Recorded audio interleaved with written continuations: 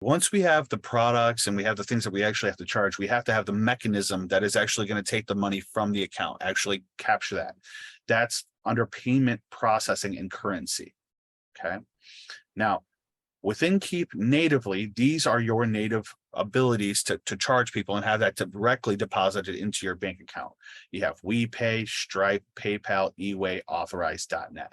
These are just the native merchant accounts. These are not the only, right? That's what makes it fun and confusing. So all of these ones are pretty industry standard. They're going to charge anywhere from 2.6 to 2.9% and 30 cents per transaction. Okay, pretty straightforward. I don't believe that any of these ones that you see up here have any other transactional fees to get it deposited into bank account, but I'll have to defer that back to them.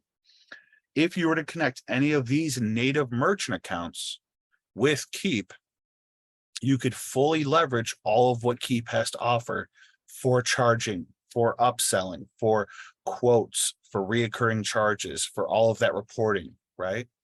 These are the native tools to make this all work. Any questions on this stuff? No. Everybody feel pretty good on this? They try to make it straightforward, right?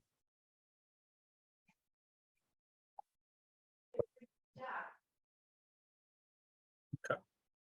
Now, I'm not going to walk you guys through like setting these up. They're all really straightforward. If you wanted to learn more about one, they have to learn more options. If you're ready to connect it, you click on the connect button. It's very, very simple. Once you click on that connect button, it's going to take you to whatever processor you're in, and it's going to try to literally connect them, right? So there's no special coding, no special integrations or nerd stuff. They did really try to make it very, very simple. Some benefits, some pros and cons to each of the merchant accounts. WePay just got bought by Chase. So if you have a Chase banking account and you set up with the WePay, we've heard like they deposit funds very quickly, very efficiently. I heard that that's kind of like a perk operating with them. So that's pretty cool. With PayPal, they own Venmo. So if you need to have the ability of charging, Venmo accounts and want to have that little bit of flexibility, that's a really cool option that PayPal has. If you're just worried about it processing and actually collecting money and working as intended, these are all going to fulfill that need. Okay. Everybody feel good on this? Yes. Sweet.